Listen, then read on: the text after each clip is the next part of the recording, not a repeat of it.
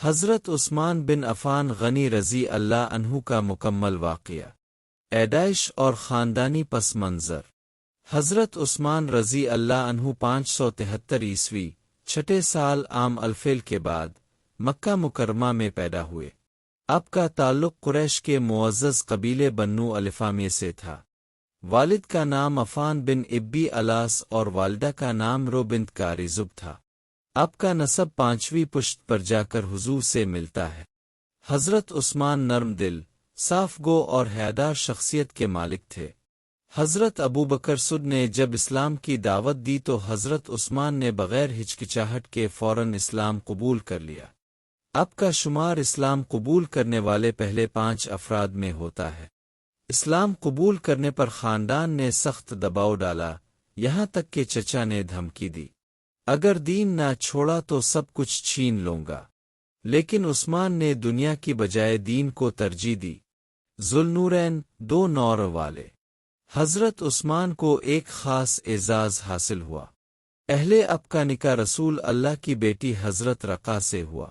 ان کی وفات کے بعد اب کا نکاح دوسری بیٹی حضرت الفام کلثوم سے ہوا۔ اسی وجہ سے اب کو ذوالنورین 2 نور والے کہا جاتا ہے۔ یہ شرف کسی اور انسان کو نہیں ملا۔ ہجرتیں، پہلی ہجرت حبشہ۔ اسلام دشمنی بڑھنے پر اب اپنی اہلیہ حضرت رقا کے ساتھ حبشہ ہجرت کر گئے۔ اب کو تارخن اسلام کے پہلے ہجرت کرنے والے خاندان کا شرف حاصل ہوا۔ ہجرت مدینہ، بعد میں مدینہ منورہ آئے اور ہمیشہ رسول اللہ کے قریب رہے۔ سخاوت اور غنی ہونے کے واقعات۔ حضرت عثمان کا لقب غنی بھی ہے کیونکہ اب بے مثال سخاوت کرنے والے تھے۔ ڈروما کنواں، مدینہ میں پانی کا ایک کنواں ایک یہودی کے پاس تھا جو مہنگے داموں پانی بیچتا تھا۔ حضرت عثمان نے وہ کنواں بہت زیادہ قیمت پر خریدا اور مسلمانوں کے لیے وقف کر دیا۔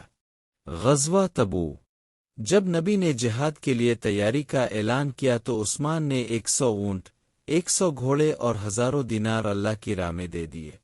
رسول اللہ نے فرمایا، آج کے بعد عثمان جو بھی کرے ان پر کوئی گناہ نہیں۔ حضرت عمر فاروق کی شہادت کے بعد 24 ہجری میں حضرت عثمان مسلمانوں کے تیسرے خلیفہ منتخب ہوئے۔ ان کے دور کے بڑے کارنامے: 1. قرآن مجید کی تدوین۔ مختلف لہجوں میں قرآن پڑھنے پر اختلاف ہونے لگا تو حضرت عثمان نے ایک مصحف تیار کروایا اور اسے تمام علاقوں میں بھیج دیا۔ اسی لیے قرآن کو مصحف عثمانی بھی کہا جاتا ہے۔ 2. اسلامی فتوحات۔ ان کے دور میں اسلام کی سلطنت بہت وسیع ہو گئی۔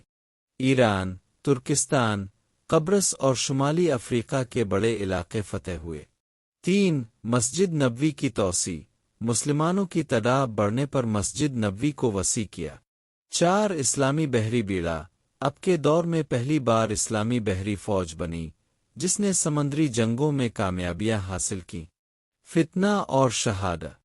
حضرت عثمان کے دور میں دولت اور فتوحات کی کثرت کے بعد کچھ لوگ دنیا پرست ہو گئے۔ فتنہ پرور گروہ عبداللہ بن سبا اور اس کے ساتھی نے مسلمانوں میں اختلاف ڈالا اور مدینہ کا محاصرہ کر لیا۔ کئی دن تک حضرت عثمان کو گھر میں محصور رکھا گیا۔ صحابہ چاہتے تھے کہ تلوار اٹھائیں مگر حضرت عثمان نے کہا، میں نہیں چاہتا کہ میری وجہ سے مسلمانوں کا خون بہے۔ آخرکار 18 ذوالحجہ 35 ہجری کو باغی حضرت عثمان کے گھر میں گھس گئے۔ اس وقت اب قرآن کی تلاوت کر رہے تھے اور یہ آیت پڑھ رہے تھے، اللہ تمہیں ان کے شر سے بچائے گا، وہ سب کچھ سننے والا اور جاننے والا ہے۔ اسی دوران شہادت ہو گئی۔ اب کی عمر اس وقت تقریباً 82 سال تھی۔ خصوصیات اور القاب: ذوالنورین، رسول اللہ کی 2 بیٹیوں کے شوہر۔ غنی، سخاوت کرنے والے۔ حیادار اور نرم دل۔ رسول اللہ نے فرمایا، فرشتے بھی عثمان سے ہاں کرتے ہیں۔ حضرت عثمان کی زندگی ہمیں یہ سکھاتی ہے، ایمان پر ثابت قدم رہنا سب سے بڑی کامیابی ہے۔